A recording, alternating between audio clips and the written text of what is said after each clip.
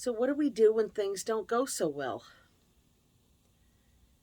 If we have a foundation of either realism or optimism, I prefer optimism.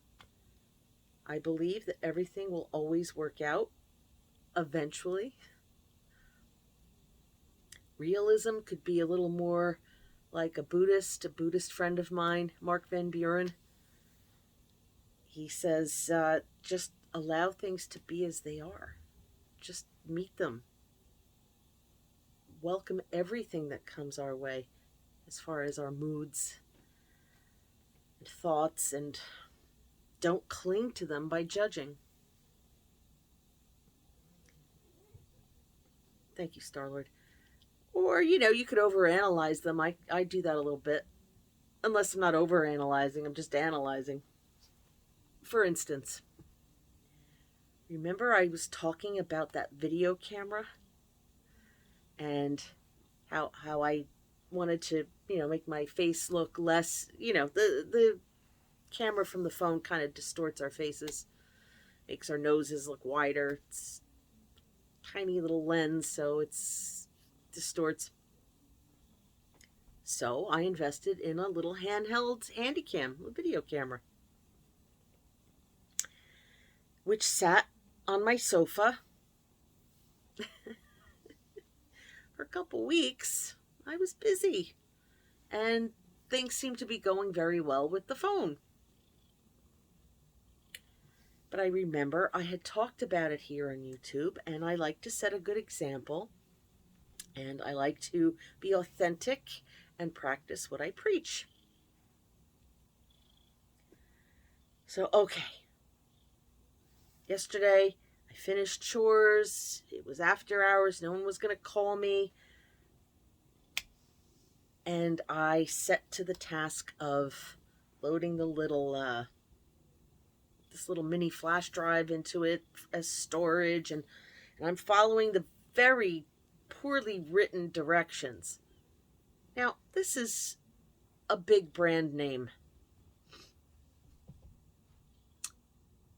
in electronics. You would think that the big brand name would issue a set of instructions that was specific to the model of the electronic item, so that in the instructions it would match what's happening in the menu of the camera. But no.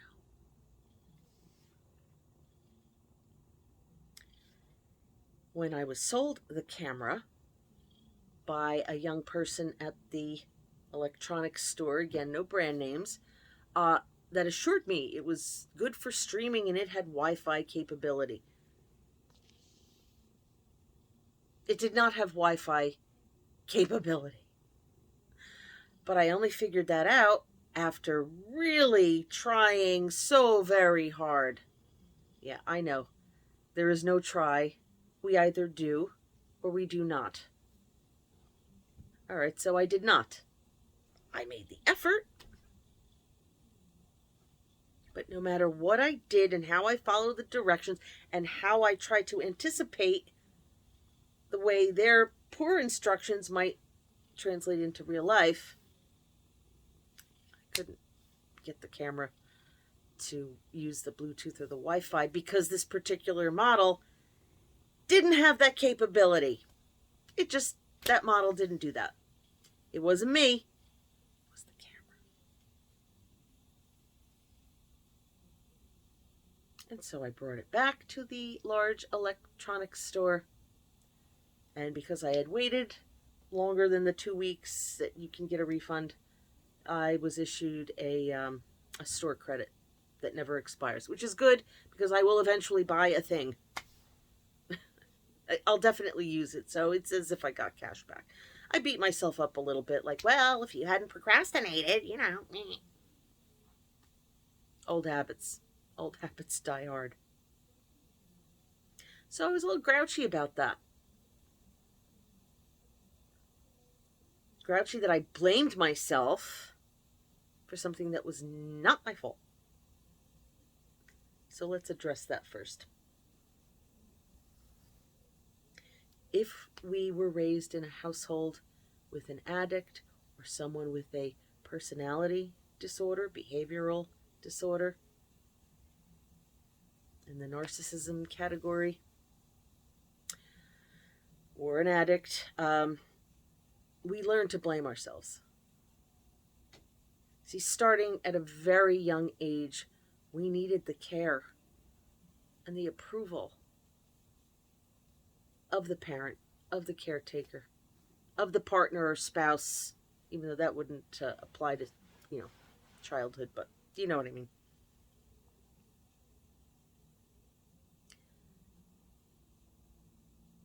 And we can't place the blame or the responsibility for the love and attention we're not getting on the parent.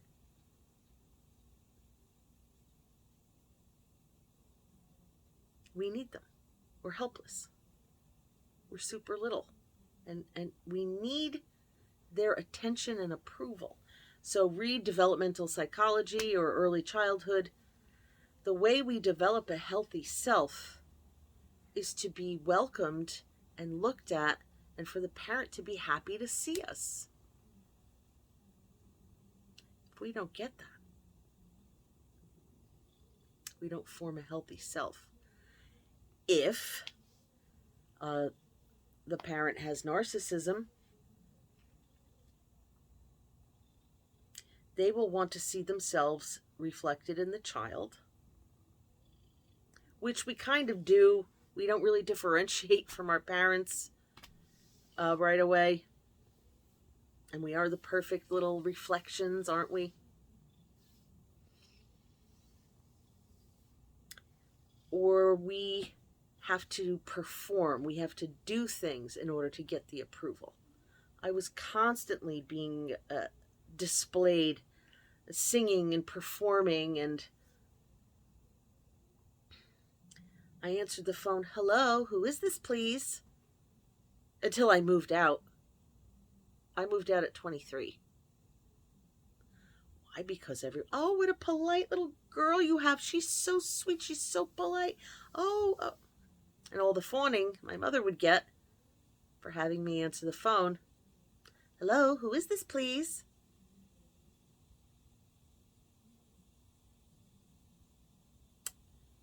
If we don't get the love, approval, and attention and affection that every little human craves and needs to be healthy, we develop coping mechanisms.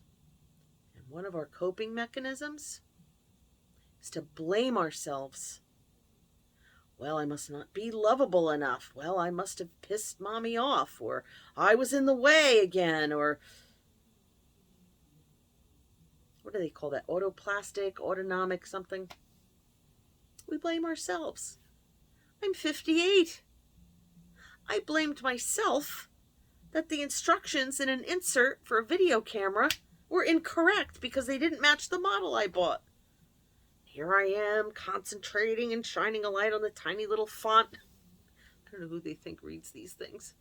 This tiniest font. I had the bright light on in my reading glasses, and I'm going to figure this out. I'm determined. Didn't matter how determined I was, it was never going to work because this particular camera did not have Wi-Fi capability. And yet I was blaming myself and beating myself up. Ah, you're lazy. You should have done this weeks ago. I'm learning. And that's why I pass the lessons on to you as I learn. Anyway. So I grouchily brought the camera back, got the sort of a refund. I'm trying to monetize my channel so I can put little commercials in that I hope you'll watch. Hopefully I can choose the commercials so they're not something I don't believe in. Because taking care of my 99-year-old mom, and no, she's not entitled to any benefits because she's not chronically ill. Apparently, oldness is not a chronic illness. instead of putting her in a home and signing away my childhood house, plus she asked me to please let her stay at home, and rather than having a live-in for about 10 grand a month, and even if I found some deep discounted live-in, thousands and thousands. My mother has aides that come, shifts during the day. And that's more affordable. But the clock is ticking, and I am coming up with ways to continue paying for her care. So I figured, well, one of the ways, besides taking on extra work, if I have to deliver for Instacart, I hope I don't, but I always tell myself, well, I could always do gig economy. I would just be so embarrassed if I went to a student store. Oh, hi, here's your groceries. Maybe you just leave them outside. I don't have to see them. I figured I love to teach. I love to make videos. Throw a commercial in there, AdSense, maybe I can make a few bucks. But even though I have the 2,000 subscribers, you need 4,000 hours of viewing, which I should have had by now. I've been making videos for how many years? 15? 20? No, you have to have those 4,000 hours watched within a year's time. Like, okay, what do I do? I do what I always tell my students to do first. Look it up online.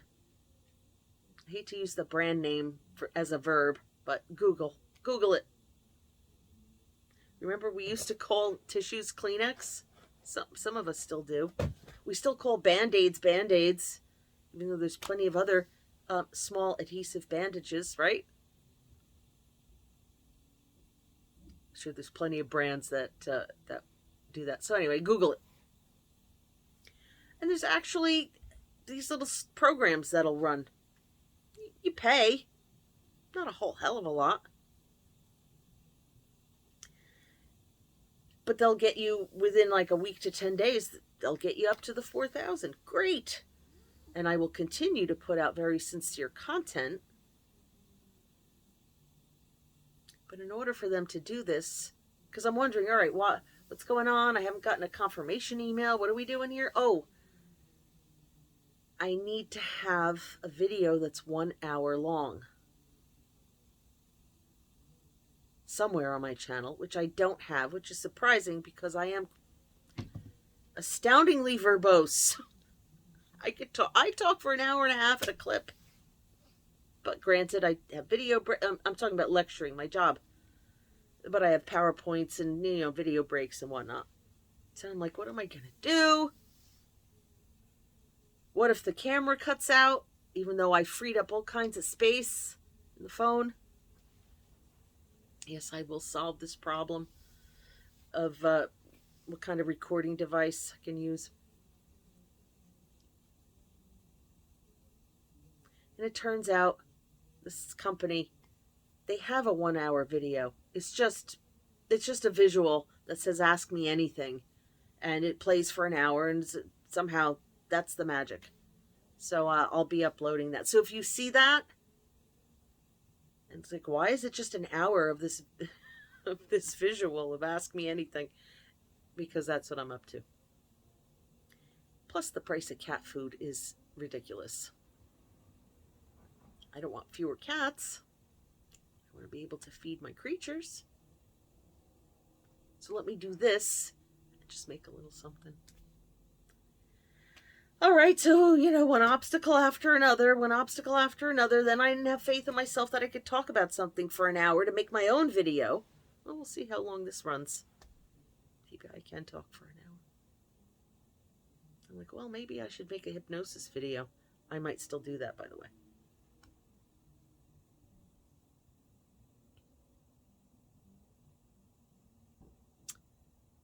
But the self-blame. Oh, you're so stupid. You really thought you could pull that off. Of course there's going to be glitches. This is... Oh my head, please. Can I make it go away? Can I shut it off? No, is the answer. Any more than we could shut off our heart. Our mind thinks. Our mind judges. Our mind labels. What mindfulness or hypnosis or meditation teaches us is to not to pay so much attention to it. It's a program that's running. We don't have to believe everything we think. Isn't that a relief? We don't have to believe everything we think. Like, for real, because some of it is just automatic. These thoughts are automatic. They're reactionary. They're reactive. They don't mean anything. They're not the truth. It's just the mind doing what mind does. Now, I'm not attached to the last heartbeat my heart beat. Why would we attach to our thoughts? That's a good one. I should write that down.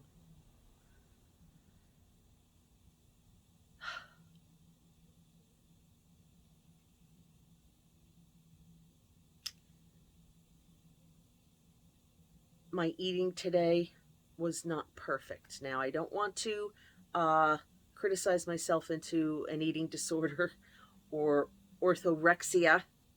I was orthorexic for a while, only eating the most organic of organic things. But I have been talking about counting calories and portion sizes. And remember I showed you that little cup of rice? That's one serving of rice. I want to start noticing at restaurants the portion sizes. Because I'm trying to think. We usually get double that on the plate if there's rice as a side dish. I could be wrong. But that little cup of rice seemed like a very small amount, as did that little pinch of cheese, that eighth of a packet. And we get used to eating. We get used to overeating, not because we're doing it deliberately. It's because we're not paying attention to portion size. We trust that what's put in front of us is just like a normal, healthy, average portion of a thing. But I don't think it is. I think we've been taught to overeat. My mother would make me Campbell's soup for lunch when I came home from grammar school. Back in my day, we walked home for lunch, which is true, I did. And the way Campbell's soup, I think it still works this way, a little can of soup, and you add a can of water to it. And so she'd have a serving, which equaled like a can, and I'd have a serving, which equaled a can. It was the watered down, diluted, it was condensed soup. Maybe a couple of crackers with that, and that's it. That was lunch.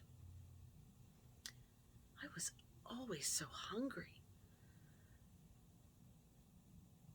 Why didn't that fill me up? It's a portion size. Was lunch supposed to have something else with it? Half a sandwich, maybe? I just remember being very hungry. Although I was a chubby kid, you would think I was overeating left and right. Not as a kid. Not till I had more control over my eating did I truly binge eat and overeat. So eating normal, designated, prescribed portions of things usually leaves me hungry.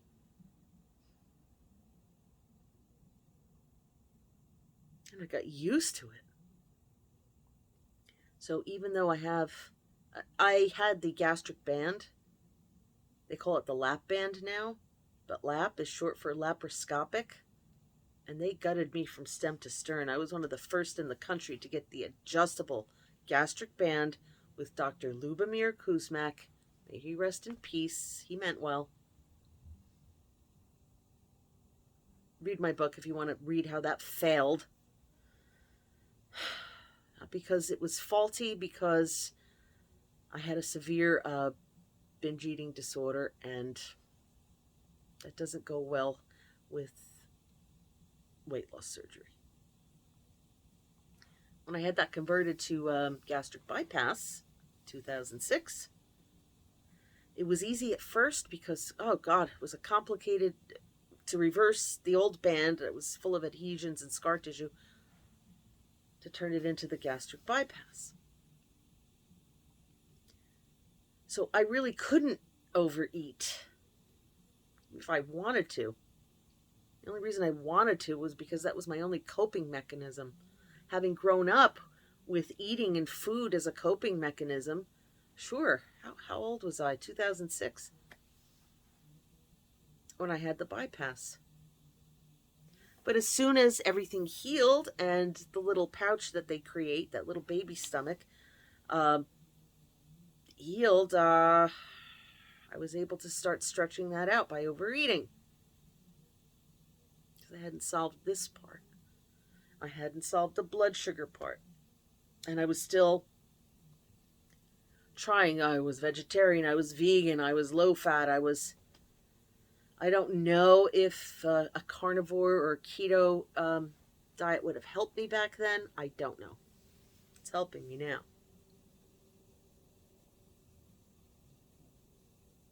And I cut calories by not eating when I'm hungry. I know, that's counterintuitive. But I don't always have to put food in my body when I get the stomach itchies. You think you have a weight loss surgery and then you don't get hunger pangs any longer.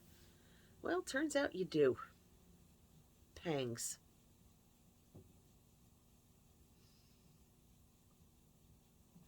So I try to fast all day.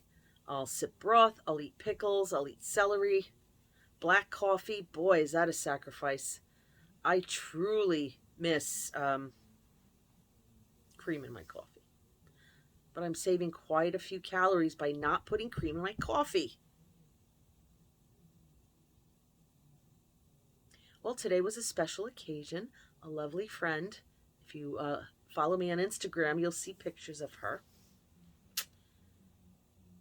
came to visit, and I was to meet her lovely boyfriend that she's been seeing for 9 months. I was very excited, and we were to meet for breakfast, 10:30. What's that? Late breakfast. And I ate. I didn't eat the whole plate. I picked at maybe 25-30% of what was on my plate. And, I didn't fast today. And I felt terrible about that. I really shouldn't. You can't be 100%. I'm an 80-20 kind of person. 80%. Don't be perfect. Just, perfectionism is the enemy of the good. And then, he went back into Manhattan. There was business. And she and I went to a lovely coffee shop.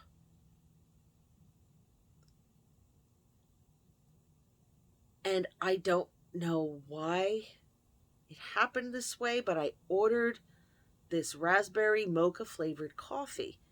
And it wasn't until I sat down or had already put my artificial sweetener in that I realized, oh, the flavors are from a sugary syrup. And I didn't go turn the coffee back in. I probably should have. I'm shooting all over myself, but I didn't. I drank the sugary coffee. I don't feel good about that. But I'm still recovering from codependency, people pleasing, not wanting to inconvenience people. Let me just fade into them. I know. I don't seem like the type to fade into the background. I'm an extroverted introvert, okay? I'm great in front of a room. I'm good on video. I'm great with my friends. But I have a hard time sometimes out in public. I have a hard time with... No, I seem like I'm good at small talk. But I feel awkward. And so no, I didn't trouble the barista, who would not have given a crap if I had brought the sugary freaking syrup coffee back. Been like, oh, I didn't realize. I'm learning. I'm learning.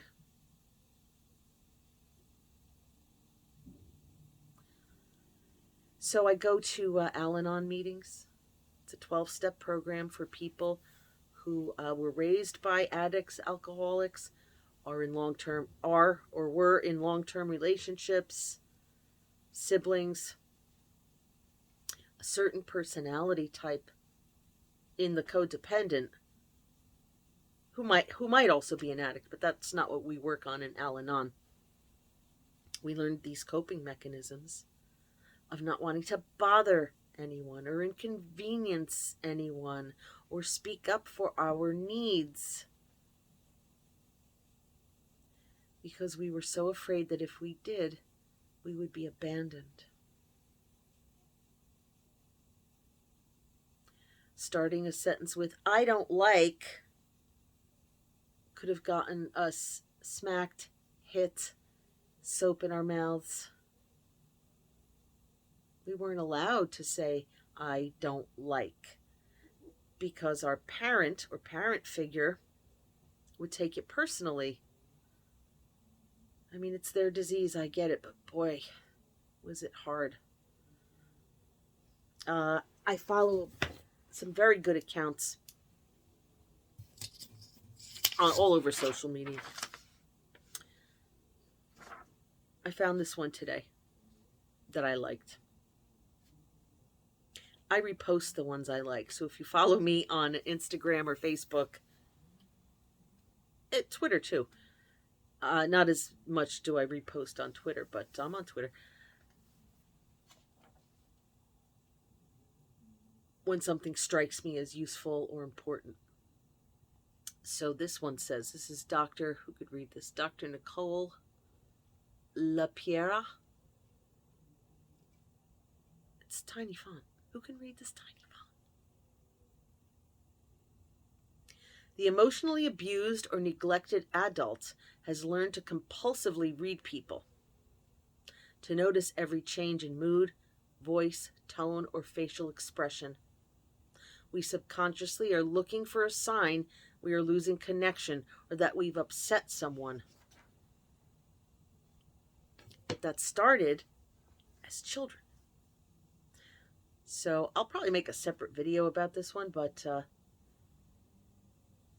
sometimes we call ourselves empaths. Are you an empath?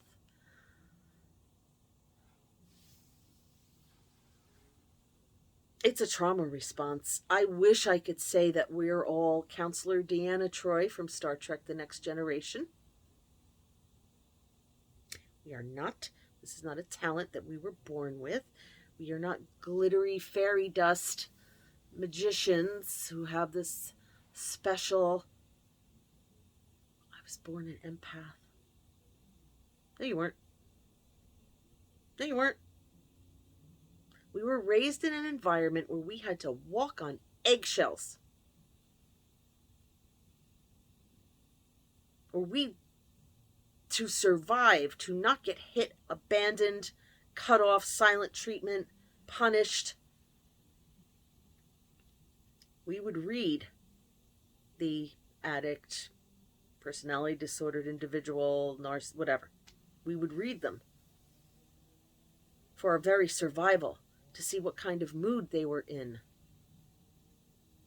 to see what we could or couldn't get away with as far as expressing our "I'm still hungry, I don't feel good, I don't like." We didn't say these things. I had to be so very sick before I would say I didn't feel well. Sorry, itch. Sorry. I'm not editing that out because I haven't taught myself how to edit yet, but I will. I will. I learned by doing. I learned by failing. I uploaded videos to TikTok. One had no sound. One had some rap song instead of me talking. Yeah. I fail my way to being good at things. Yeah, we really had to people please in order to get our needs met and not get punished, hit, cut off, silent treated. And those habits, if we're not aware of them, I'm an empath.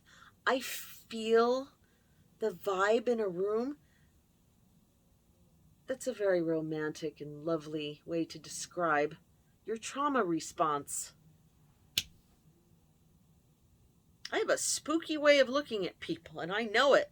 I try to break eye contact. I feel like I have the psychopath stare. I have these big eyes, and I just look too deeply into people's eyes.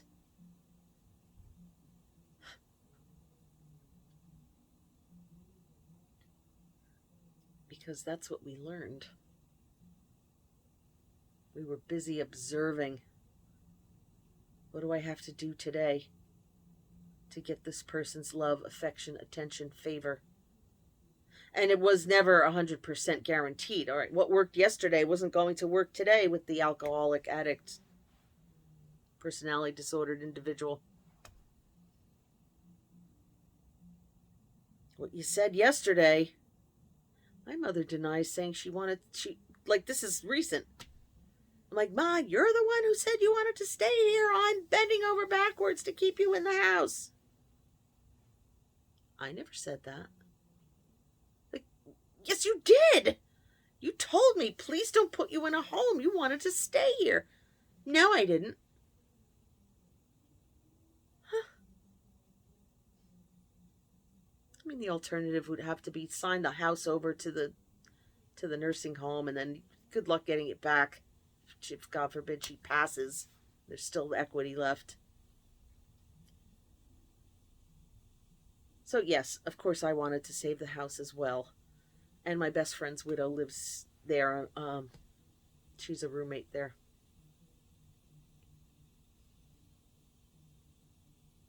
Yeah, what worked one day is not going to work the next.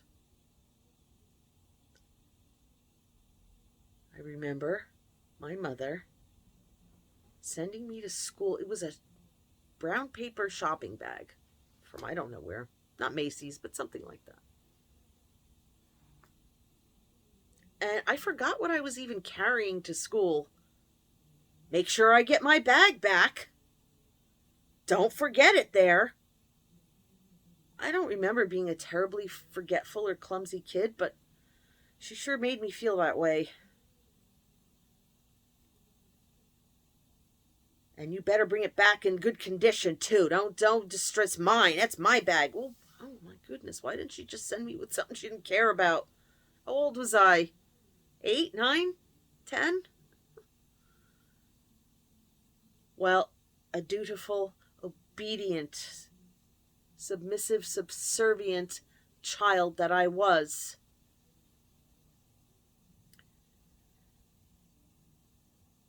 It was raining when I had to walk home with the bag. But I'll be damned. I was going to keep that bag dry. So there I was. I don't know if I had a book bag. It wasn't we didn't have backpacks back then. We had book bags carried like this. So I had my book bag. I had an umbrella, but I had that paper bag of hers, and I held it up close to my face so it was under the umbrella. And whatever else I was carrying got soaking wet, because the only important thing to me was bringing her bag back, dry and in good condition. That's what she said.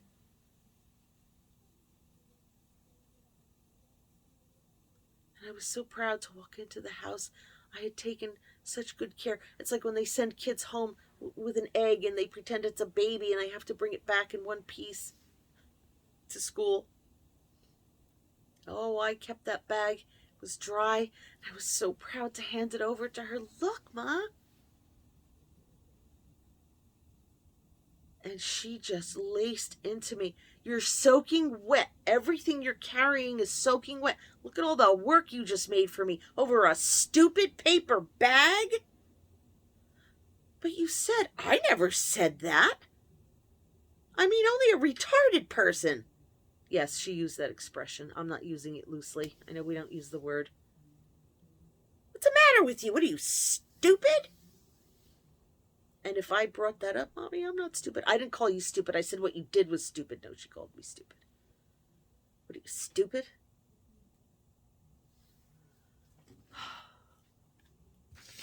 I just lost light because the screensaver went on.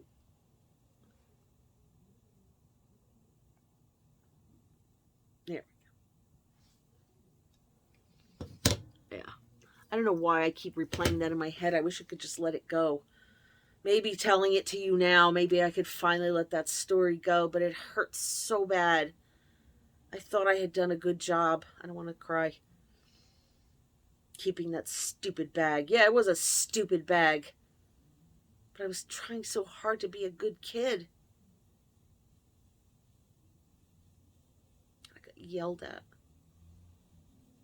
I made more work for her because I got other things wet. What does she care about a stupid bag? Well, you made a stink about it before I left for school. That's why.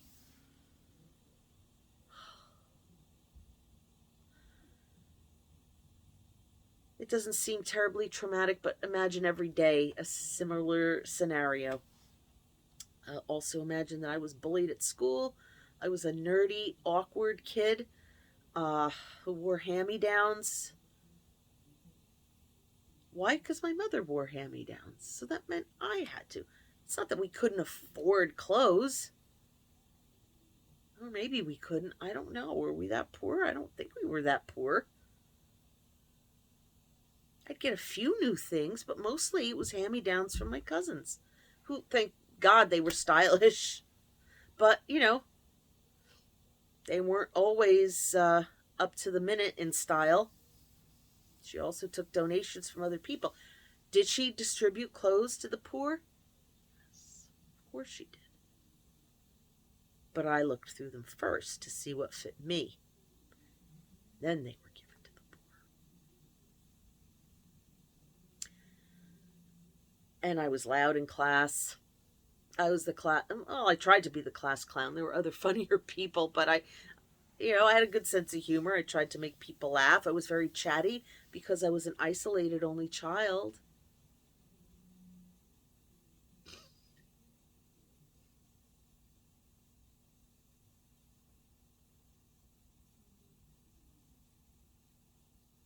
But I got made fun of. I wasn't enormously fat, but I was chubby enough to be called fat water rat, Lisa Pizza. I got picked on. The only peace I had was when, we were in class. It wasn't a free-for-all of socializing and bullies having access to me. And because I was bright and an A student, I received praise from the teachers. And the other A students who were also kind of awkward, they didn't get harassed as badly as I did, but some of them did. Some of it was bad. I had no peace. And I didn't play with other kids. I wasn't allowed. I'm trying to think, but I do remember having friends. You know why? My mother used to babysit. My mother was always a hustler. I give her that. She worked hard. She sold Avon. She chauffeured. She nannied. She took in babysitting. So a little friend, Karen, I won't say her last name in case she finds me. I wonder whatever happened to Lisa Sarges.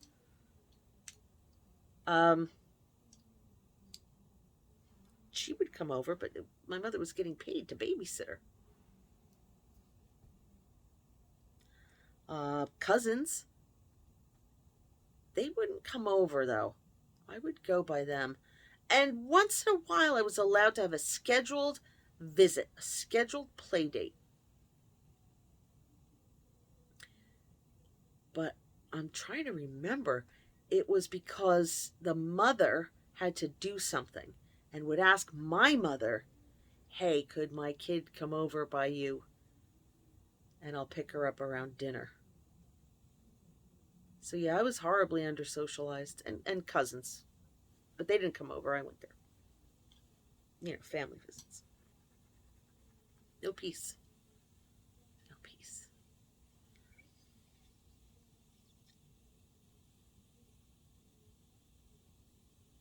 I don't want to advise you to rehash the traumatizing events of your childhood, because sometimes we do that when we're in the healing phase.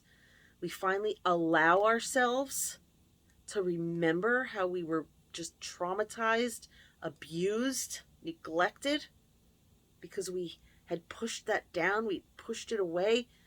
It's a survival mechanism to forget the trauma of our childhood. And then when we allow ourselves to remember, so we can name it, process our feelings, which is really just feel how you feel and express yourself. Maybe scream someplace that it's safe to scream, like your car, or at a sporting event or concert or something. Scream. You gotta scream. But you have to do a lot of the screaming and the punching of pillows to get it out of your body. I know, because I do it.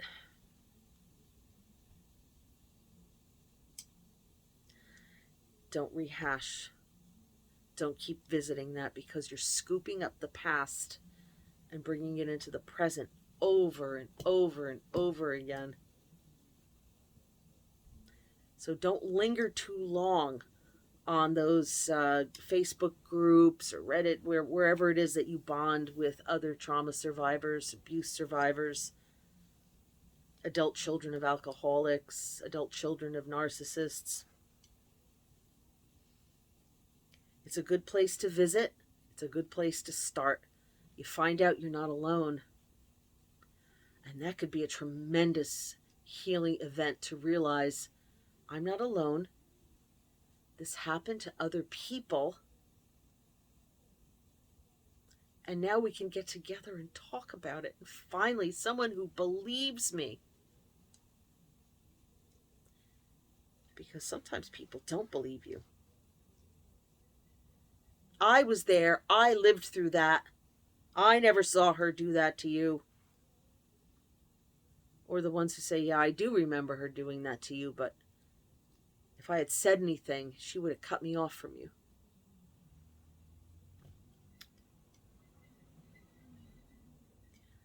So get it out of your system. Bond with other survivors. Reinforce each other's truth that yes, it did happen and I believe you, and yes, you're in tremendous pain. But then the healing has to start. How do we heal from that? Well, some people call it reparenting, where you have to reparent yourself. Because we were often caretakers of the abuser, of the addict. We became responsible for them at a very young age. I had to make excuses for my mother. I had to run interference. I had to suffer the public embarrassments. Ugh. And who was taking care of me?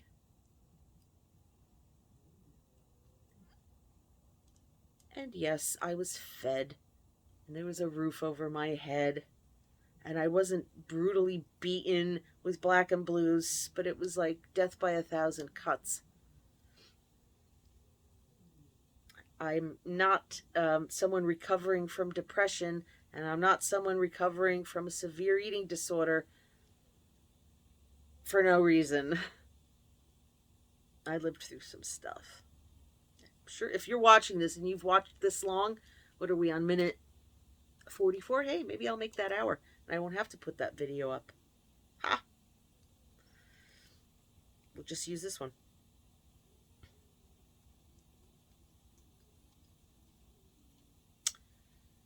Reparenting. Well, we have to be that for ourselves now, which is only the hardest thing in the world, because we have to catch that voice that I was talking about before, that critical voice that just tears us down. And it's so critical, the one that blamed me for directions on a video camera not matching the actual video camera.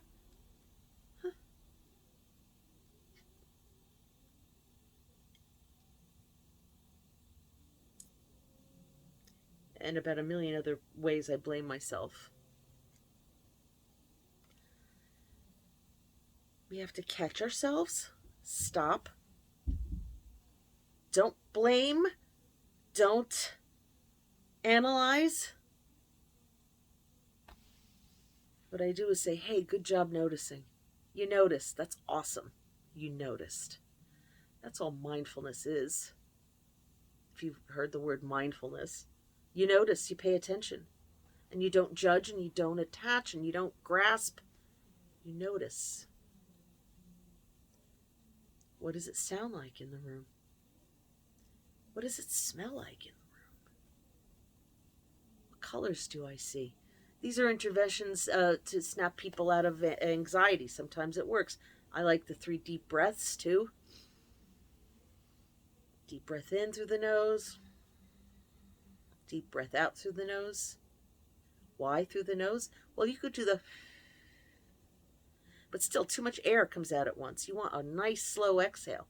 And if you overdo it, you're going to snot rocket. That's a medical term, didn't you know? Snot rocket.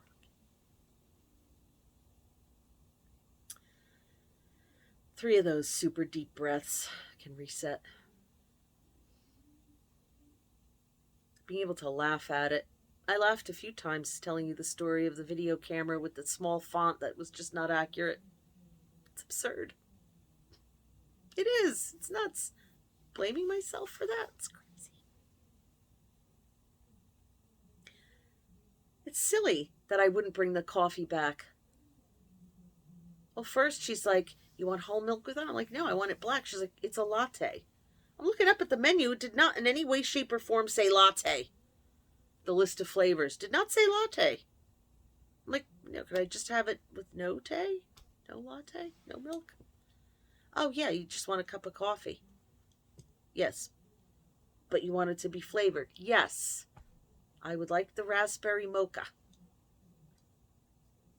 Well, I had already asserted myself by saying something I wanted, so what was I going to do? Bring it back and complain?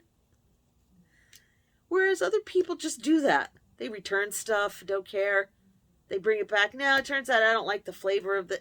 Like, other people just do that. Sometimes they're just rude and inconsiderate, but maybe it's just... That's just how normal people behave. You paid however much money for this cup of coffee. You want it to be what you want. They don't care. They're going to toss it into the sink and make you a new one. The company didn't lose a ton of money giving you 2 pumps of raspberry mocha. But I didn't. Next time I will, because I'll remember this. We have to tell ourselves, good job. I'm learning. I'm not a master of that.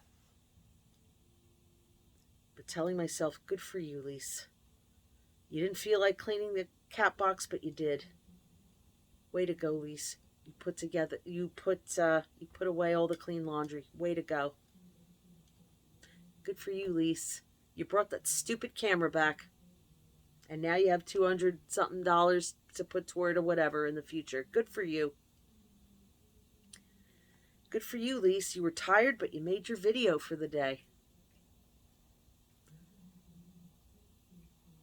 Good for you for noticing so that next time you might make a better choice.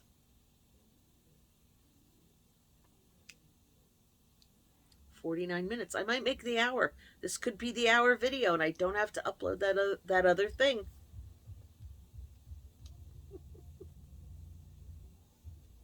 Good for you, Lise. You talked for almost an hour, and it looks like you're going to make the hour. Can you say those things to yourself? Mel Robbins, not Tony Robbins, and she's not related to him, I don't believe. Mel Robbins, she's one of my favorite motivational speakers. She says to do the high five in the mirror. I really would like to do that every day, but I can't seem to form a habit of it. Like, I'll remember one day, I guess I have to make a note to myself. Did you high five yourself? Maybe put a sticky note on the mirror. High five. Something very powerful about that, she says. And it seems so counterintuitive or narcissistic or something. No. How can we help the people of Earth? How can we change this world if we can't just be a little bit kind to ourselves. And by being kind, I don't mean indulging into some pain relief behavior.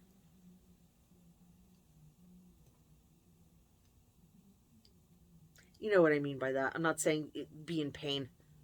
You know what I mean. Addiction.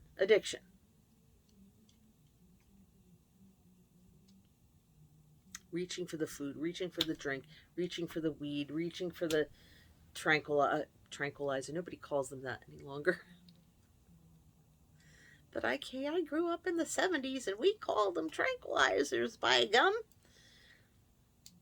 Reaching for whatever. Shopping. So people compulsively shop.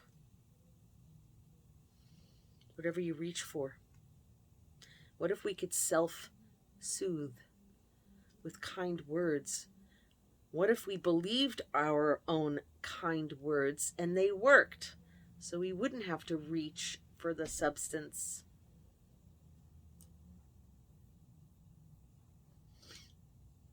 Like I said, I'm not a master of this yet, but I'm learning. Way to go, Lise, you're learning.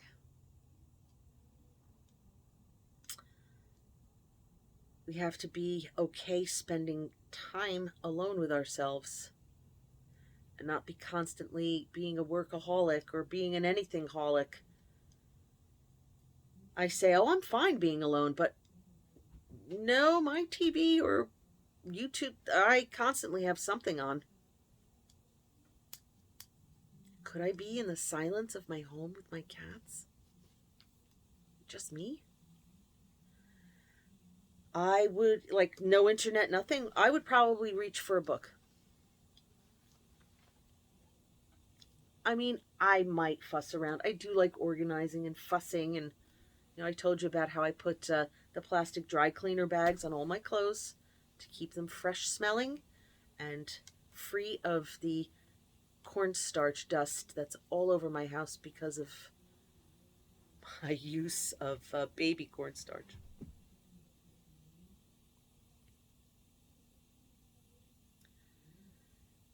I like those kind of projects. I like sorting and getting rid of things I'll never use. I'm going to sort out my pantry. My pantry are just these huge industrial shelves, but they're this high, and a can is this high. So I need like those organizer shelves for inside them. And I've been adding to cart, not purchasing, adding to cart. That'll be a nice project. I love doing things like that. But once I finish the project, then I reach. I want internet. I want YouTube. I want television. So what if I didn't have that? I'd reach for a book or magazines. I like articles. And I would have to create a comfortable place to sit with a good light. That's what I need. I would read more if I had a comfortable place to sit with good lighting. There's just no room for that kind of chair here. So what do? I lie on my side with my phone and I read articles that way.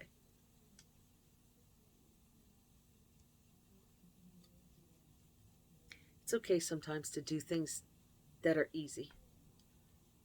You make things easy for yourself. I told you. The other day in a video I told you,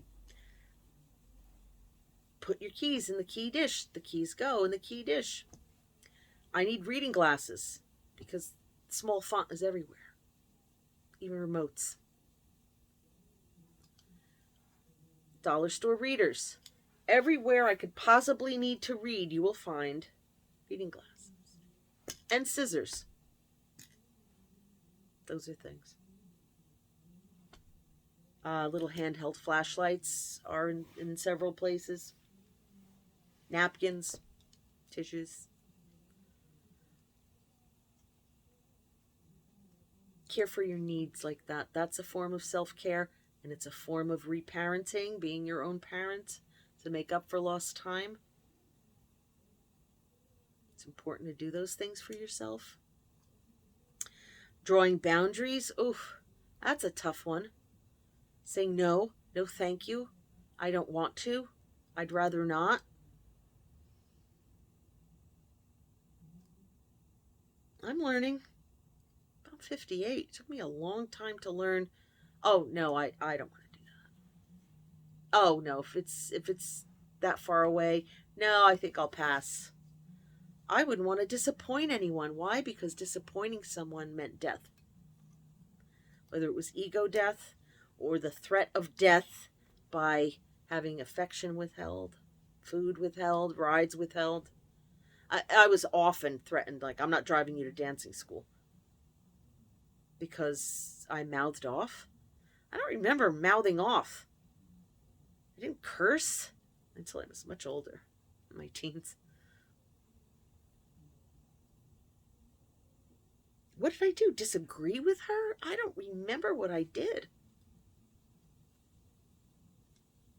Say no? Oh, no wonder we can't draw boundaries. When we tried to say no to them, we got hit, neglected, rides withheld, food withheld, money withheld. I don't remember being a bad kid. And if she confronted me directly about something and I had lied about it, I would confess.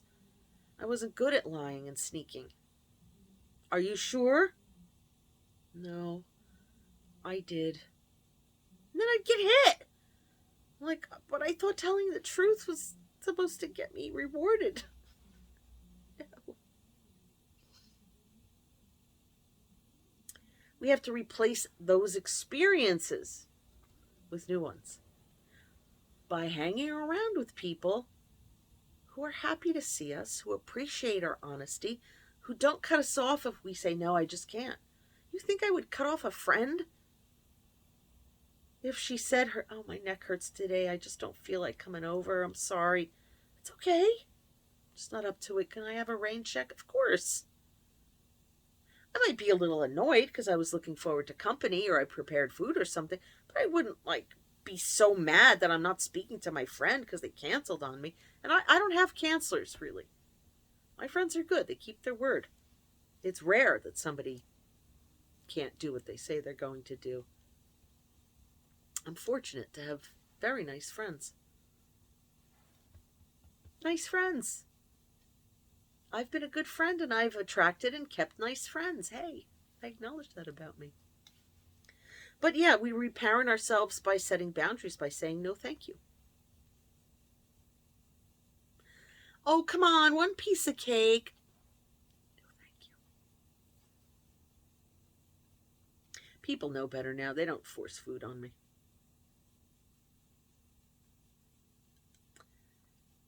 But there was a time they did, and I wouldn't want to hurt someone's feelings, so I would have something I didn't want.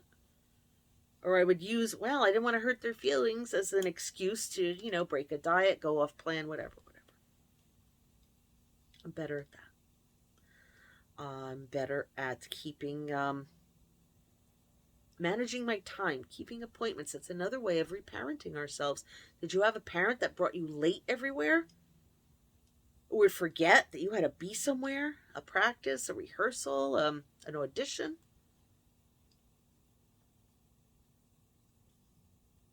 Or would embarrass you when they did bring you there? So reparenting and taking care of ourselves and self-care can be getting ourselves places, dressed nicely and on time. Because maybe we didn't get that when we were young. Saying yes to things we want to do and no to things we don't. I'm not saying we'll always be only doing things we want to do, but I'm saying when given the choice or an invitation that we really are just not up to, it's okay to say no thank you.